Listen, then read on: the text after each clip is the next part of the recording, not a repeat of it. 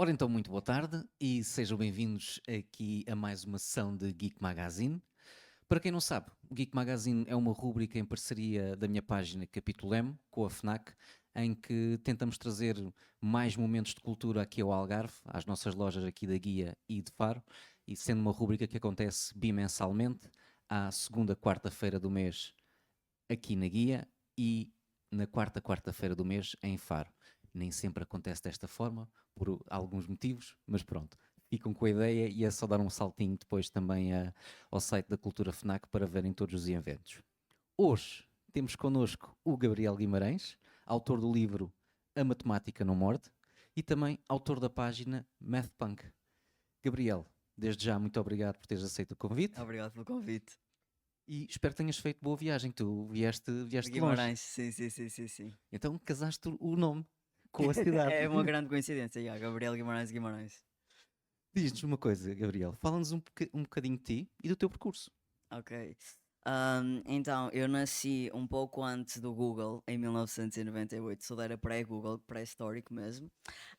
Embora pareça que tenho 16 anos, não, já tenho 27.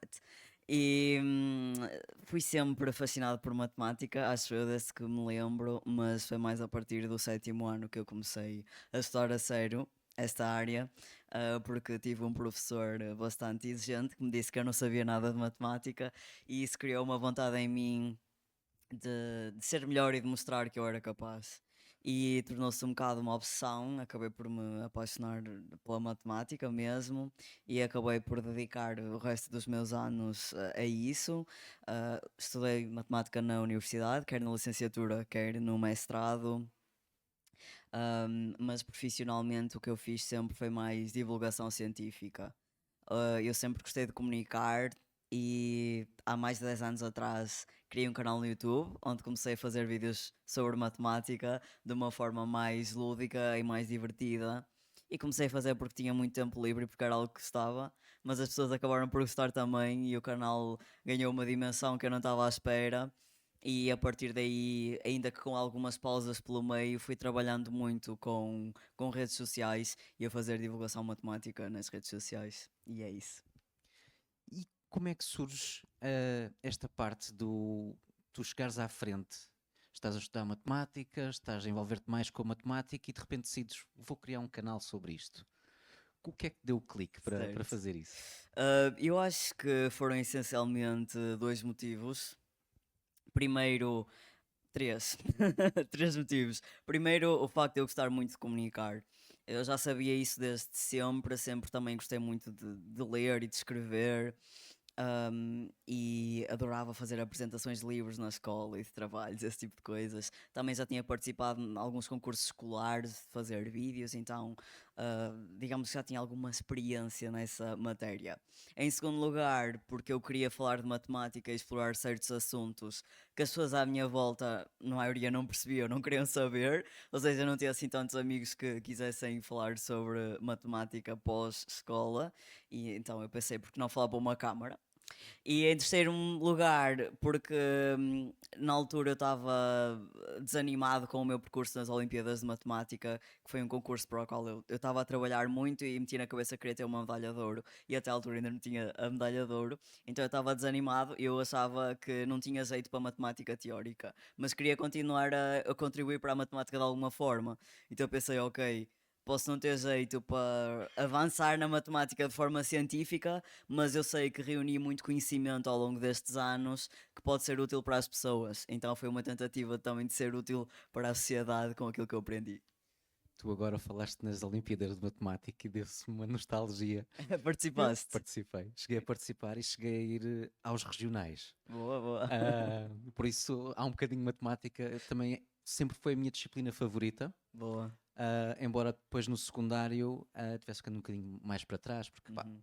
eu gostava daquilo, mas não estudava. Pois, e no secundário já se torna mais difícil ter boas Avançar com a notas sem coisa, estudar. sim. Como é que a matemática, falaste nesse professor que te disse, Gabriel, não percebes nada disto? Como é que a partir daí tu começas a estudar e dá-se o clique de a matemática é a minha cena? Certo. Isso é uma boa questão. Eu acho que foi um bocado amor à primeira vista. Ou seja, eu já gostava de matemática, portanto não foi assim uma paixão que saiu do nada. Ahm, a paixão já estava lá. Foi mais a cena de, ok, eu vou esforçar-me mais e vou estudar mais para não haver a mínima possibilidade de eu não saber alguma coisa. Então eu não só estudava as matérias que já tinha dado, estava também as matérias que eu ainda não tinha dado. E mesmo matérias de anos mais à frente, eu depois, lá está, como eu gostava tanto, eu varria livros completamente. No sétimo já estava a estudar a matéria do oitavo, no oitavo já tinha estudado o nono e no nono já estava a estudar o secundário. Portanto, eu acabei a matéria 12º ano, no nono ano, por causa do ritmo com que ele estudava. Ahm, e acho que também porque, mesmo a nível de, não sei, personalidade, eu tenho uma personalidade um bocado obsessiva, então eu trabalho por obsessões e quando eu estou obcecado por uma coisa, eu fecho-me naquilo e nada mais à volta existe. Então também acabava por ser um bocado o meu refúgio e sendo a matemática uma área exata. Onde não há lugar para incertezas, acho que isso também traz um certo conforto de saberes que literalmente basta trabalhares e basta estudares e chegas àquela resposta certa e acabou. Não sei se me estou a fazer entender, mas acho que essa também é uma das particularidades que me atraiu sempre na matemática. Sim, aquela questão de que é uma ciência lógica, exata e que Precisamente. tens dois ou três caminhos por onde podes ir, mas o resultado tem que ser sempre o mesmo. Exato. É uma área, que as pessoas talvez não tenham noção, mas é uma área muito criativa. Quando nós estamos a falar de resolução de problemas, mesmo a nível das Olimpíadas, e para avançar na matemática, a nível de investigação, tu precisas ter criatividade, precisas ter ideias de pegar em coisas de várias áreas da matemática e fazer um cocktail com aquilo para extraíres um novo teorema, mas é uma ciência exata na medida em que quando tu provas um teorema, ele é válido no momento em que o provaste, é válido 3.000 anos antes e vai ser válido 5.000 anos depois. Ao passo que noutras ciências, como a física, a química ou a biologia, tens teorias, ou seja, neste momento existe este consenso científico, e às vezes nem há consenso científico, é tipo, neste momento existem estas possíveis explicações para estes fenómenos, é o melhor que conseguimos até agora, mas nada garante que daqui a 10 anos ou daqui a 50 anos vamos achar que os cientistas passados estavam todos errados e afinal é diferente. Nós achamos que era o Sol que girava à volta da Terra, por exemplo, não é? Isso era a ciência na altura e depois deixou de ser. E na matemática, não. O teorema de Pitágoras era tão válido há 1.000 anos atrás como é agora. Sim, e é uma ciência que também é válida em qualquer parte do mundo. Exatamente. A linguagem, a tal linguagem universal. Depois de criares a tua página, tu falaste que ela teve um crescimento e teve uma adesão do público boa. Como é que os teus colegas e os teus pares reagiram a, olha, agora o Gabriel está a fazer vídeos de matemática no YouTube? Certo. Eu acho que isso. Pronto, eu comecei o canal acho que no início do 12º ano e enquanto eu ainda andava na escola não tinha atingido assim uma dimensão significativa. Portanto, eu comecei a sentir isso mais quando já estava na universidade. Mas quando eu cheguei à universidade, as pessoas não me conheciam pessoalmente. Então não foi tipo, e o Gabriel agora está famoso, não. É tipo, eu conheço aquela pessoa. E eu não as conhecia a elas, ou seja, os professores todos conheciam-me, os meus colegas todos conhecíamos e eu não os conhecia a eles. Isso aí é que foi um bocado estranho, porque tens as pessoas tão habituadas a ver-te num determinado registro e a fazer uma determinada coisa, e depois estás tu ali, não é? E às vezes há uma certa discrepância entre a tua persona online e quem tu és na realidade. Isso também pode gerar um certo desconforto porque a relação começa logo desequilibrada, não é? Então isso foi um bocado estranho, mas por outro lado também era muito satisfatório saber que tinha professores universitários que adoravam o meu trabalho e comentavam os meus vídeos e tudo mais. Portanto, foi estranho, mas agradável ao mesmo tempo. E sentes que esse projeto, o facto de estares em casa e o teu hobby ser a matemática, teve influência de forma positiva nas tuas notas? Ah, é assim, não acho que os fenómenos estejam propriamente correlacionados, mas claro que o facto de eu falar sobre matemática fez com que eu sentisse uma certa obrigação de ser o melhor possível e ter as melhores notas possíveis para não me sentir um impostor ou um charlatão de género. Não, eu preciso saber mesmo daquilo que estou a falar e eu preciso de provar para mim próprio que eu tenho a credibilidade necessária para estar a fazer esse trabalho. Então, sim, era um fator de pressão extra, mas mesmo sem o canal no YouTube, eu ia colocar pressão sobre mim mesmo para ser o melhor possível. Então, acho que ia dar ao mesmo. E formação académica em matemática. Falaste na licenciatura e no mestrado. Como é que uma pessoa decide formar-se e fazer uma licenciatura em matemática? Certo. Para mim era uma escolha óbvia, porque era a área que eu gostava mais, então não fazia sentido ir para outra área qualquer. Ahm, nós, quando nos candidatamos à universidade, temos 6 opções, não é?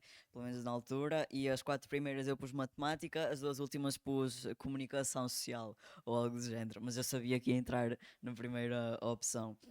Então, para mim em particular, matemática era sem dúvida a minha preferência, não fazia mesmo sentido absolutamente nenhum ir para mais nada. Eu sei que há muito este pensamento de tu gostas de matemática, vai para uma engenharia ou vai para a economia, que tem matemática, mas não é matemática, porque há esta ideia de que a matemática não tem futuro e não tem emprego, e quem vai para a matemática tem de ir para professor, que não é verdade, obviamente, mas eu fui para a matemática porque era aquilo que eu queria estudar, nunca pensei em saídas profissionais, sinceramente. E quando tu fazes uma licenciatura ou um mestrado em matemática, tens essencialmente 3 saídas a nível profissional: a saída da investigação, e para isso precisas de mestrado em matemática, doutoramento em matemática e segues essa via académica.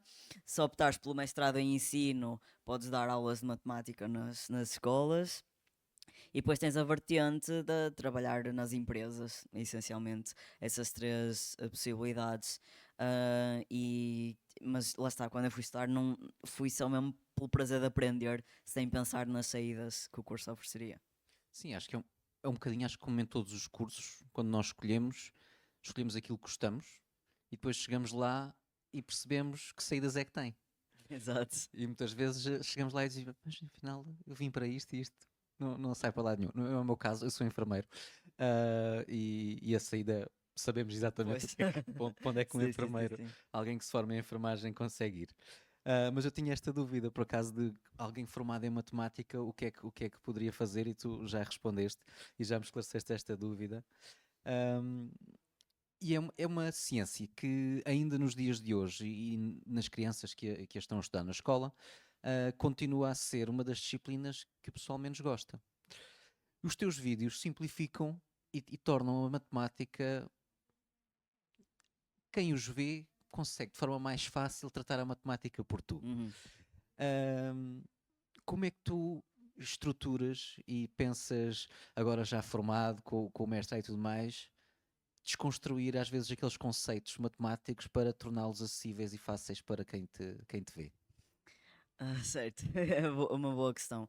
Eu acho que a principal pergunta quando nós criamos conteúdo e fazemos divulgação científica, e agora, sobretudo, com os algoritmos em que nós temos mesmo de captar a atenção das pessoas, senão não vamos a lado nenhum. Temos muito de pensar na perspectiva de eu vou pôr-me no lugar de um cidadão comum e vou pensar como é que o que é que eu vou achar interessante. Ou seja, nós temos de pensar que do outro lado, quem nos está a ver, temos pessoas comuns, não necessariamente nerds da matemática como nós somos, e, e temos de pensar o que é que eu posso dizer para agarrar a atenção das pessoas, mesmo que elas não gostem de matemática. E eu acho que passa muito pela forma de comunicação e falar de uma forma descontraída, como se estivéssemos numa conversa de café, porque as pessoas associam muito a matemática à sala de aula e àquele ambiente super rigoroso e formal.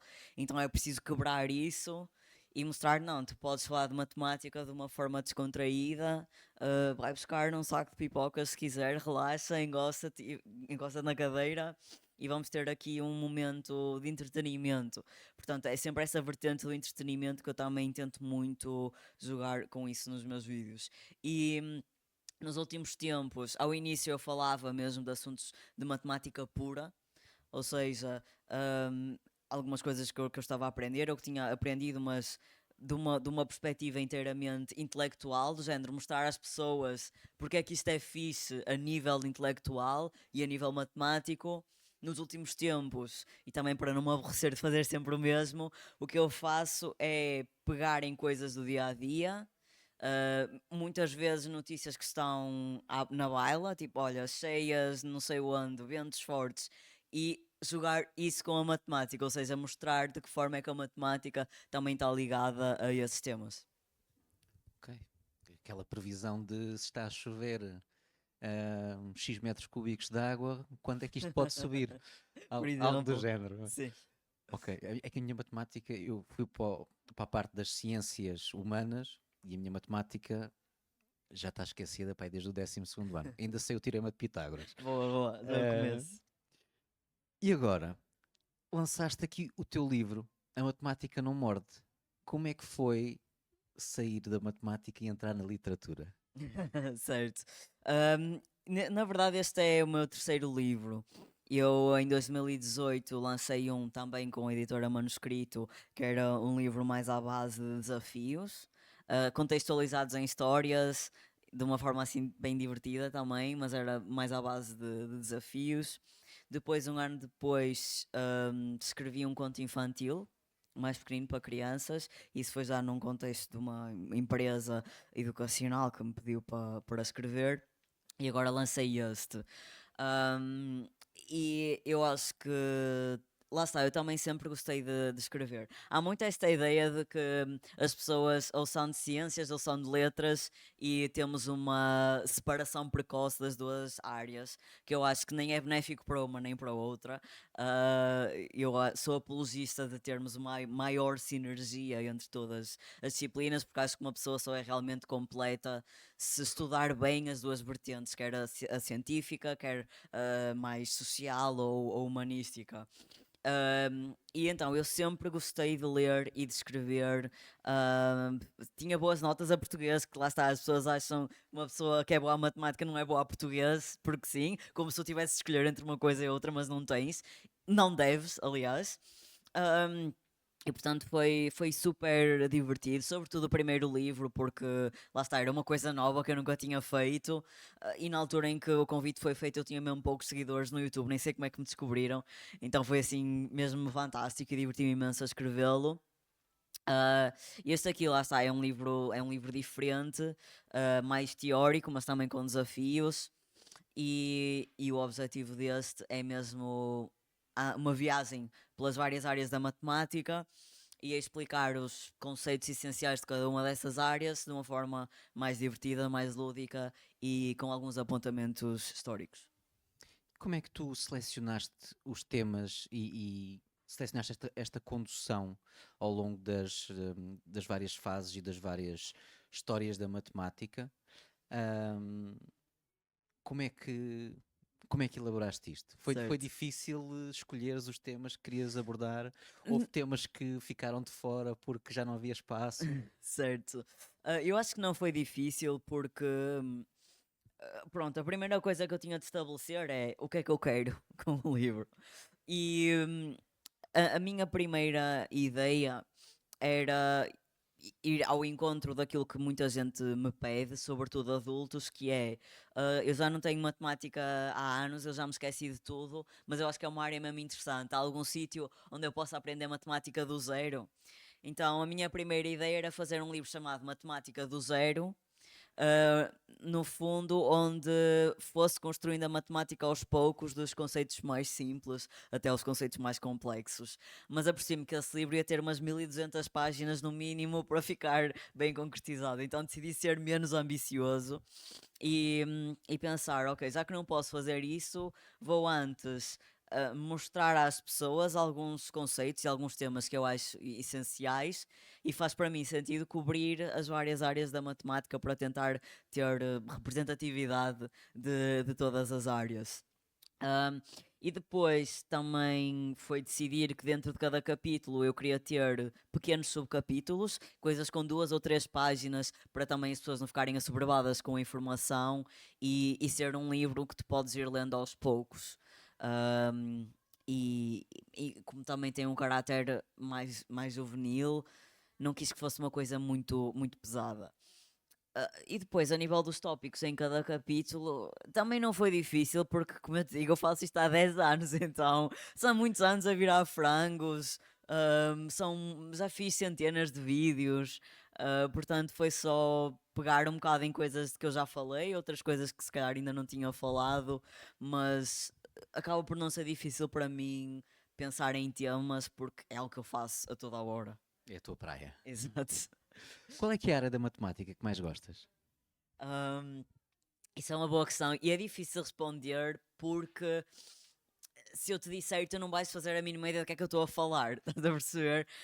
Mas pronto, as áreas que eu mais gosto têm a ver com combinatória, teoria de grafos e teoria de autómatos. Portanto, Eu- inserem-se dentro da matemática discreta. Não percebeste nada do que eu disse, pois Pois, eu, não? eu ia dizer às pessoas, não sei quanto a vocês, mas Exato. eu não percebi nada. Portanto, também é um bocado para mim, é difícil para mim explicar em que é que isso consiste, mas consiste essencialmente, eu vou dizer, em contagem de coisas de forma inteligente, trabalhar com objetos discretos e também perceber relações entre diferentes elementos da matemática. Eu não consigo explicar, mas. Mas a magia disto que tu fazes é esta mesmo, é pegar nesses conceitos e Sim. nisto que é, para nós leigos da matemática, é um bicho de sete cabeças e tu tornas isto simples. Exatamente. Eu consigo dar-te alguns exemplos. Relativamente à teoria de grafos, um grafo é uma estrutura que te permite estabelecer relações entre objetos e literalmente representa-se por pontos e alguns desses pontos estão unidos por linhas.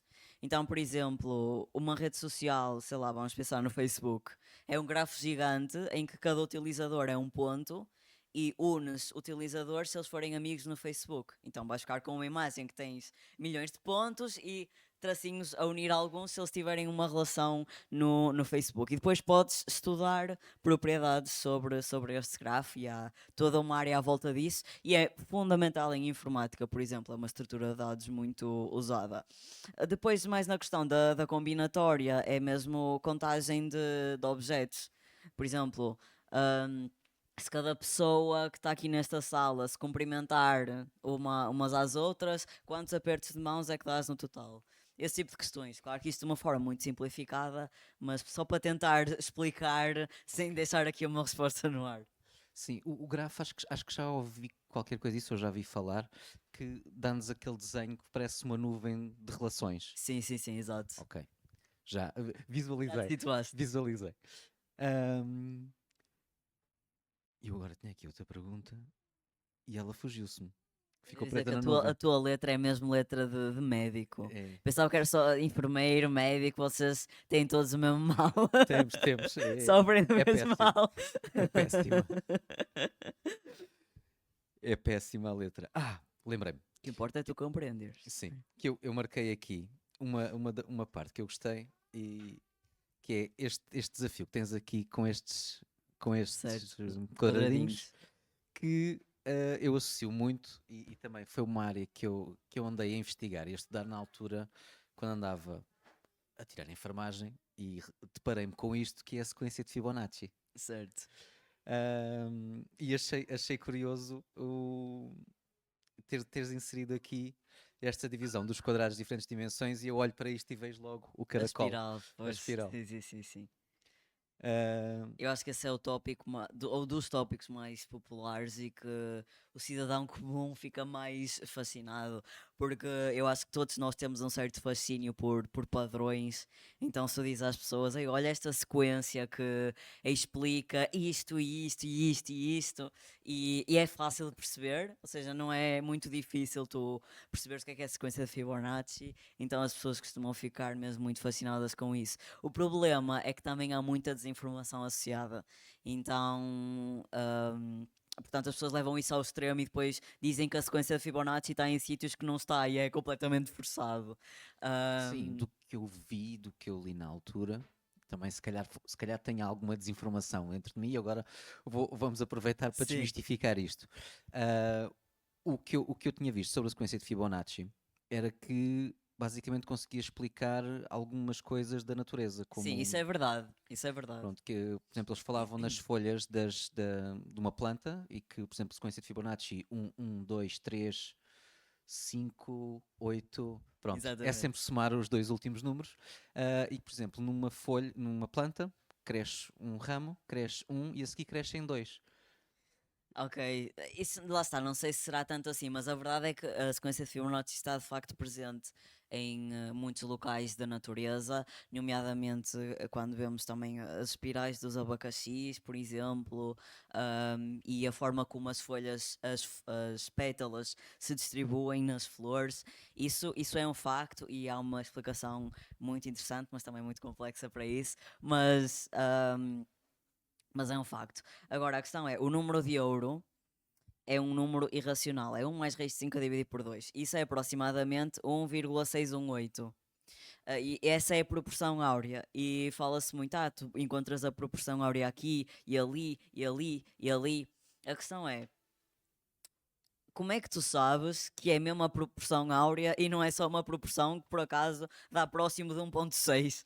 Estás a perceber? Ou por exemplo, se tu dividires o lado maior de um cartão de crédito pelo lado mais pequeno, obtens a proporção áurea. Não, tu obtens tipo 1,575 e as pessoas 1,575 é 1,6, é a proporção áurea. Esse tipo de. Portanto, a proporção áurea não está assim em tantos sítios, embora de facto encontremos na natureza, na arquitetura, na arte e visualmente o retângulo de ouro é visualmente apelativo.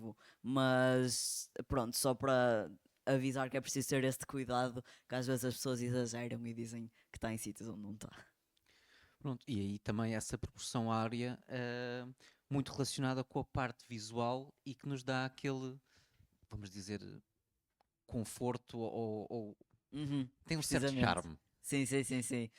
Até eu coloco aí, acho eu, um exemplo em que temos vários formatos de retângulos. Alguns retângulos são assim mais compridos, outros são mais próximos de quadrados. E se tu perguntares a uma pessoa qual é que acham que é o retângulo mais equilibrado e colocares um desses retângulos com a proporção áurea, ou seja, se tu dividires o lado maior pelo lado mais pequeno, dá aproximadamente 1,618, as pessoas estão mais inclinadas para reconhecer esse retângulo como o mais equilibrado. Mas novamente, se ligarmos o nosso sentido crítico, se pusesse um retângulo em que a proporção fosse 1,5 em vez de 1,6, as pessoas também iam dizer, ok, este retângulo também é fixe. Um, mas sim, é inegável que para a maioria das pessoas nos proporciona uma estética agradável. Ok. E aqui, de quem nos está a ver aqui hoje, tem alguma pergunta para o Gabriel? Se quiserem ir pensando em alguma coisa, deixo o desafio. Pronto. Voltando agora um bocadinho atrás da nossa conversa, aqui à parte do digital. Como é que tem sido o crescimento e a experiência de estar no digital e de ver reconhecida e tiveste os contactos com as editoras, te pediram o livro e tudo mais. Como é que é ver esse reconhecimento a acontecer? É ótimo a nível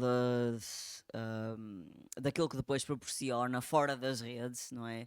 Ahm, ou seja, no fundo, as redes sociais são a parte principal do meu trabalho, mas não é aquilo que me dá dinheiro, digamos assim, porque não sei se as pessoas sabem, mas o Instagram não paga a ninguém, o TikTok em Portugal também não paga a ninguém, o YouTube paga uma miséria, então ninguém consegue viver de redes sociais pelo dinheiro direto dessas plataformas, mas acaba por te dar visibilidade para que depois eventualmente surjam convites para fazeres outras coisas, seja dar palestras, escrever livros. Então, no fundo, é um bom cartão de visita para as pessoas. Mas o próprio processo de criar conteúdos é agradável em geral. Não vou dizer que é sempre agradável, sobretudo ao longo dos anos, eu tenho sentido uma deterioração ahm, nas redes sociais a nível está-me a faltar a palavra, mas vou dizer de educação e de respeito. E lá está, eu já mudei de plataforma principal, digamos assim. Eu comecei no YouTube e depois acabei por migrar mais para o Instagram, também passei pelo TikTok. E ao longo dos anos eu sinto que muita coisa tem mudado, não só a nível das plataformas, que também a nível do comportamento das pessoas, e às vezes é desafiante nós termos de nos adaptar. hum, aos novos tempos. E para mim, em particular, eu aborreço-me facilmente de fazer sempre a mesma coisa, então também tenho que sempre estar a pensar em novas formas de fazer a divulgação científica e de fazer os vídeos, mas sem me aborrecer totalmente. Isso implica ir testando formatos diferentes e tudo mais, e às vezes as pessoas reagem bem, outras vezes não reagem. Tão bem, mas pronto, eu acho que todos temos uma noção da selva que as redes sociais são, e às vezes é chato lidar com certos comportamentos e comentários das pessoas, mas faz parte. Todo trabalho tem a parte chata, e isso é a parte chata das redes sociais. Consideras o teu. Eu vou-lhe chamar. Vou começar a pergunta com: consideras o teu trabalho nas redes sociais como trabalho ou como um hobby ainda?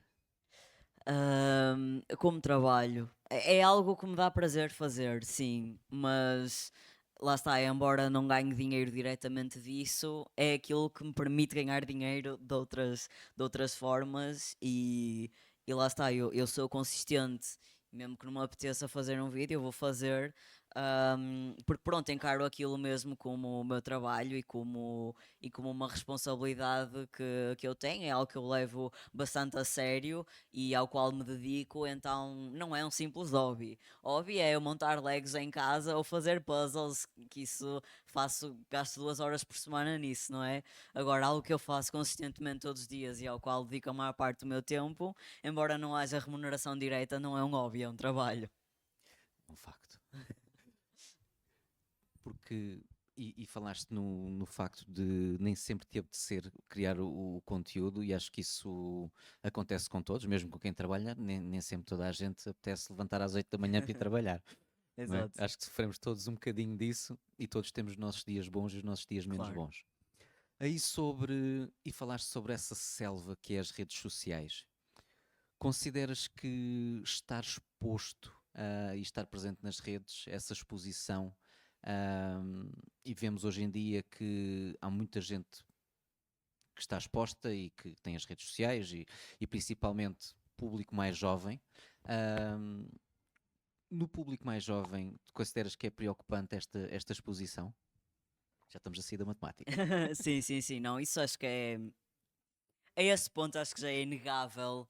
ahm, que de facto, da forma que as coisas estão, não é benéfico para as crianças estarem expostas muito tempo nas redes sociais, que é aquilo que acontece. São plataformas extremamente viciantes que lucram da nossa atenção, então quanto mais tempo as plataformas nos conseguirem manter agarradas a ver vídeos, mais elas lucram, não é? E isso não é bom para ninguém, sobretudo para crianças que ainda estão a desenvolver-se cognitivamente, e que precisam de brincar e de fazer outras coisas, estarem agarradas a um ecrã. Já há mil e um estudos a comprovar que de facto o efeito não é benéfico. E lá está, os algoritmos são construídos de forma a prender a atenção de uma pessoa, seja com conteúdo bom, seja com conteúdo mau.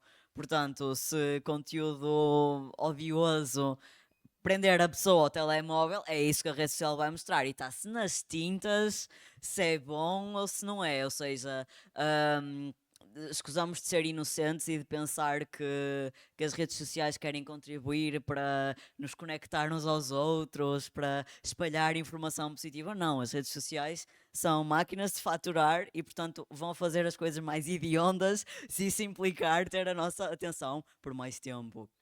Portanto, hum, tem surgido agora muito em vários países estas iniciativas de proibir a utilização de redes sociais por parte de menores. Eu acho que eu não tenho uma posição firme quanto a esse assunto, não me choca nem não me choca, mas eu acho que em primeiro lugar, devíamos ir à fonte, ou seja, enfrentar estes gigantes das redes sociais e obrigar a ser algo mais regularizado e mais regulamentado. O que não acontece, como eu te disse, estamos a falar de bilionários que fazem o que lhes apetece, têm o mundo nas mãos, portanto, uma pessoa acaba por não ter controle sobre como as redes sociais funcionam e chegamos a este descalabro, não é? Mas esta proibição poderia ter sido evitada se as redes sociais fossem regulamentadas e controladas e se houvessem mecanismos para, no fundo, impedir que fossem viciantes da forma que são, percebes? Só que lá está, como isso é irrealista, o que é que acaba a responsabilidade, em vez de cair sobre quem está na fonte, acaba por cair no consumidor e é de género, ok, em vez de proibirmos certas coisas na fonte, vamos proibir as pessoas. Mas enfim, é o que é. Aí é difícil uma pessoa regulamentar e pensar de que forma é que vamos controlar as nossas crianças no acesso à internet. A meu ver, acho que a forma de regular e regulamentar é em si a melhor e a que teria os melhores efeitos. A outra é o acompanhamento. É a criança quando acede, ter algum acompanhamento dos pais, das suas pessoas de referência, para também lhe conseguir explicar o que é um conteúdo, sim, isto faz sentido, e sim, isto é bom para ti, ou não, isto não tem qualquer Uhum. sentido. Sabemos que as crianças, principalmente os adolescentes, não querem a influência dos pais e, e estão-se nas tintas para o que os pais dizem, ai, não queres que eu vá ver isto, mas pronto, agora é isto que eu quero ver. Mas era um bocadinho também aí que eu queria chegar ao conteúdo bom e ao conteúdo menos bom, porque tu estás nas redes sociais, tu tens um conteúdo que é informativo, que é instrutivo, que ensina, e estás lá no meio de todo este algoritmo Sim. que acaba por mostrar o que não interessa a ninguém com conteúdo que informa, que educa, que ensina. ahm, como é estar neste bolo todo e muitas vezes qual é que é o sentimento que tu tens de pá, um vídeo de alguém a dançar as famosas dancinhas do TikTok, Uhum. o TikTok entrega aquilo, ou a rede social que for, pronto, para milhões de pessoas e um conteúdo que vai ajudar a formar as pessoas, depois não é tão entregue. Sim, realmente podemos achar que existe alguma espécie de injustiça se pensarmos no valor pedagógico que os conteúdos têm. Mas lá está, como eu te disse, é o algoritmo para prender a atenção das pessoas e se calhar estão mais dispostas a ver dancinhas do que propriamente vídeos sobre matemática. Agora, eu acho que deve haver espaço para todos os tipos de conteúdos nas redes sociais e, portanto, se as pessoas gostam de fazer dancinhas e de ver dancinhas, eu não vejo problema nenhum nisso, porque também é um espaço de entretenimento. Agora, quando eu digo que há conteúdo que não devia estar nas redes sociais e ser regulamentado, além do próprio mecanismo, porque, e já agora um fun fact, a pessoa que inventou o scroll infinito, ou seja, esta ideia de tu dar scroll e teres sempre vídeos a aparecer, que é uma coisa recente, nós já quase não nos conseguimos lembrar de como é que era a internet e como é que eram as redes sociais pré-scroll infinito, não é? Mas houve uma altura em que o scroll infinito não existia e a pessoa que inventou o scroll infinito ficou arrependidíssima de o ter feito. Ou seja, de género, eu desenvolvi esta tecnologia que está a fazer tão mal às pessoas que agora se dedica e foi cofundadora de um centro para explorar a relação entre a tecnologia e a humanidade e perceber como é que se pode impedir esta tecnologia nociva. Então, a própria pessoa que inventou o scroll infinito está arrependida ao observar o malefício que isso traz para as pessoas. Agora já me perdi. Ok. Portanto, além de eu achar que realmente os algoritmos não deviam ser máquinas de atenção, deviam ter em conta outros fatores, outros pesos, sem ser só pôr as pessoas a ver os vídeos o máximo de tempo possível, porque lá está, isso não está pensado para o bem-estar das pessoas, está pensado para o lucro das plataformas. Um, Conteúdo como desinformação, discurso de ódio isso é aquilo que não tem, que não deveria, na minha opinião, ter espaço nas redes sociais. Tudo o resto, seja conteúdo de entretenimento que não acrescenta valor pedagógico, mas entretém as pessoas, não vejo nada de errado com isso. Portanto, quando eu falo de regulamentar as plataformas, é ao nível de regulamentar a forma como os algoritmos e de recomendação e os mecanismos internos funcionam e regulamentar esse tipo de discurso de ódio ou desinformação. De resto, acho que há espaço para toda a gente e também não devemos ser elitistas e achar que um vídeo de matemática vale muito mais do que um vídeo de uma dancinha, porque são coisas que realmente não podemos comparar e deve haver espaço para tudo. Ok. Do público, alguém tem alguma pergunta?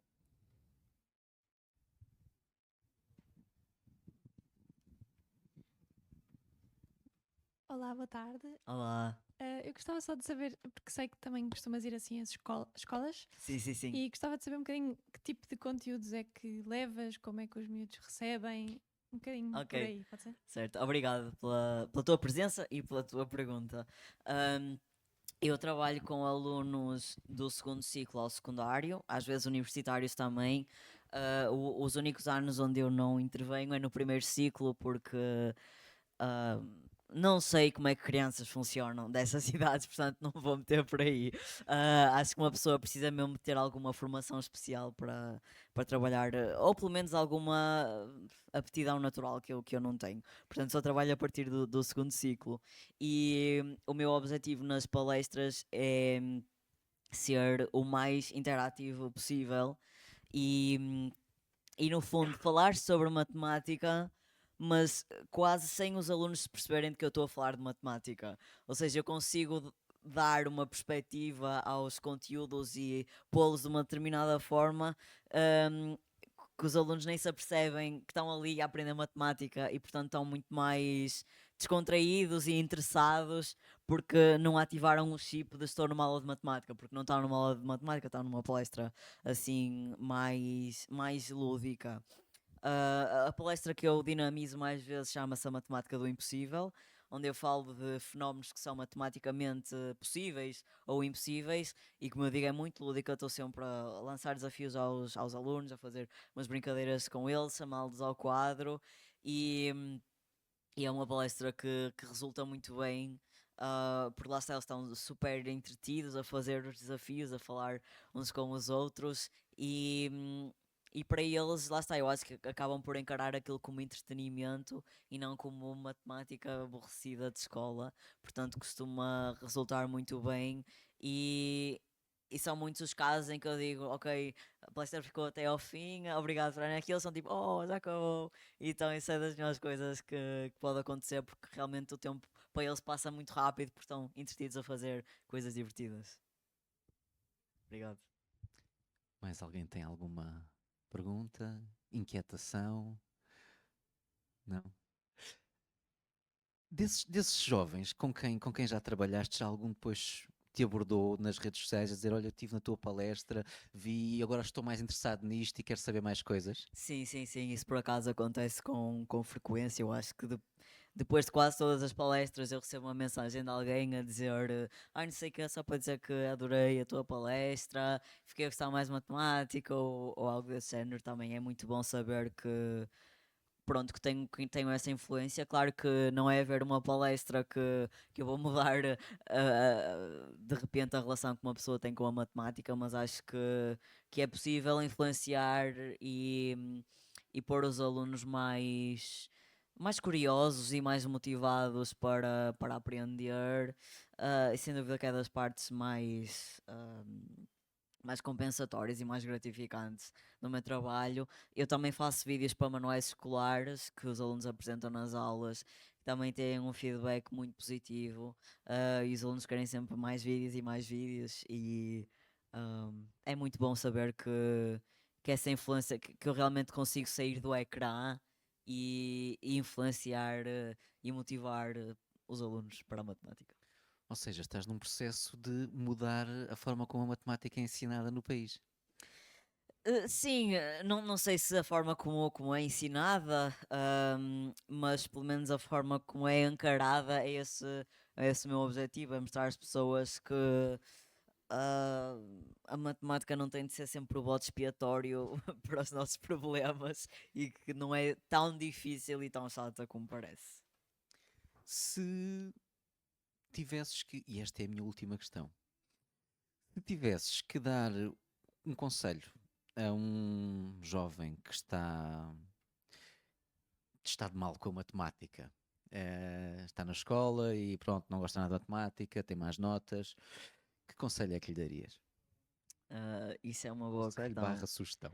Sim.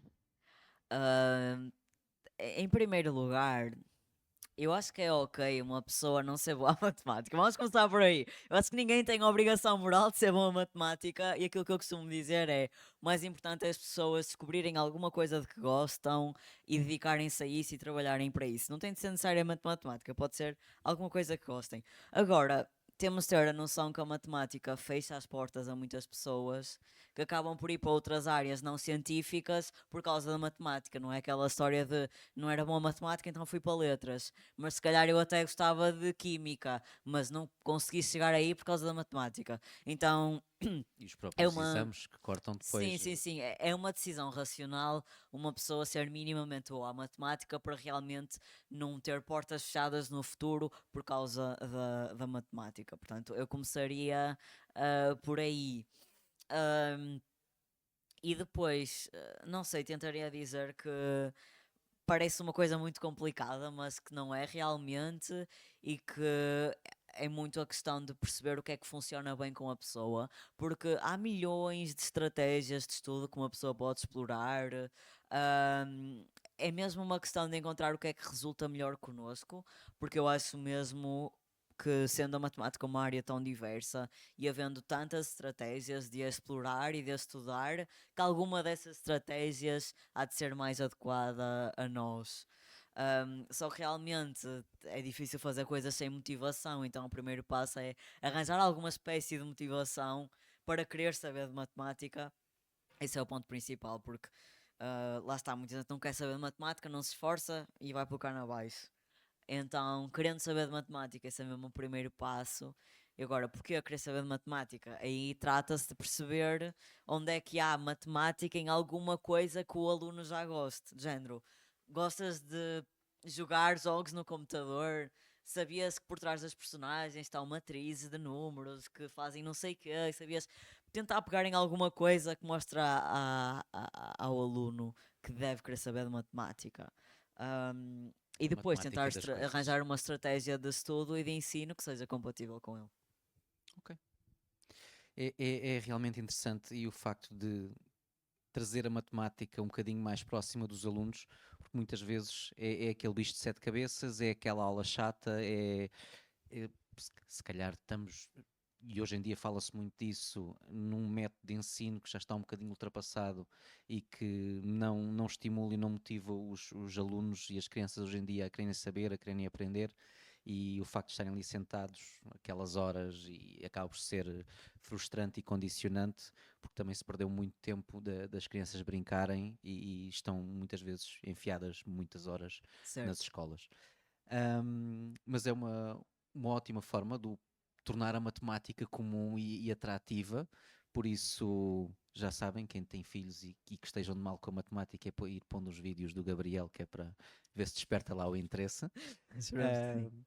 E deixar espaço se houver alguma última pergunta aqui do nosso público. Não havendo. Gabriel, muito obrigado. Obrigado, eu, foi um Fo- prazer. Foi uma ótima conversa. Sinto que aprendi coisas. Boa. Sinto que aprendi Missão coisas cumprida. e voltei recentemente nostálgico de reviver algumas coisinhas da matemática, as Olimpíadas, os teoremas, essas coisinhas que foste falando e que foram dando aqui algumas luzes de coisas que já vi, que passei e que afinal estão cá guardadas, não estão totalmente esquecidas. Por isso, muito obrigado por ter aceitado o convite e por Obrigado, eu. esta ótima conversa e vamos nos vendo por aí no digital. É isso. Com certeza. Muito obrigado também a todos os que estiveram aqui connosco e também à FNAC que nos deu este espaço para estarmos aqui hoje nesta sessão de Geek Magazine. Obrigado. Obrigado.